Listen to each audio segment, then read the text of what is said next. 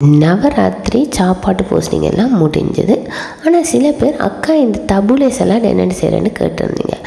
அதுக்கு ஒரு அரை கப் இல்லாட்டி கப் ஃபைன் பல்கர், அதாவது நம்பர் 1 குருணியான பல்கர் எடுங்கோ.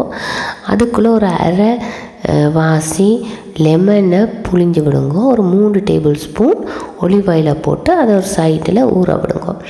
இங்கால இட்டாலியன் பார்ஸ்லியும் மின்ட்டையும் எடுத்து நல்லா கழுவி போட்டு இந்த சலாட் ஸ்பின்னரில் போட்டு ஒரு சுற்றினீங்கன்னு சொன்னால் எல்லா தண்ணியும் கீழே இறங்கி அது ஒரு க்ரன்ச்சியாக வரும்.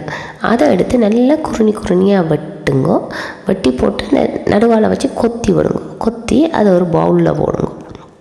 அதுக்கு பிறகு தக்காளி நல்லா பழுத்ததாக இருக்கக்கூட ஒரு மீடியம் பழுத்ததை எடுத்து வெட்டி அந்த தக்காளி ஜூஸ் தேவையில் சாப் பண்ணி ஜூஸை வேணும்னா எடுத்து போட்டு அந்த கூட வந்து எடுத்து வச்சு போட்டு அதை போடுங்க. அதுக்கு பிறகு ஒரு வெங்காயத்தை சாப் பண்ணி போடுங்க. வெங்காயம் சலட் செய்யும் உங்களுக்கு விருப்பம்னு சொன்னால் வெட்டி போடலாம். இதுக்கு பிறகு தான் ஒரு இந்தியன் டச் வருது. நான் ஒரு எக்ஸ்ப்ரெஸோ கரண்டி பப்பரிக்காவும் கொஞ்சம் கொண்டக்கடலை அதாவது சிக் பீஸையும் ஆட் பண்ணான். அதோட இந்த பல்கர், உப்பு, மிளகு எல்லாத்தையும் போட்டு நல்லா கிளறி விட்டிங்கன்னா சலாட் ரெடி.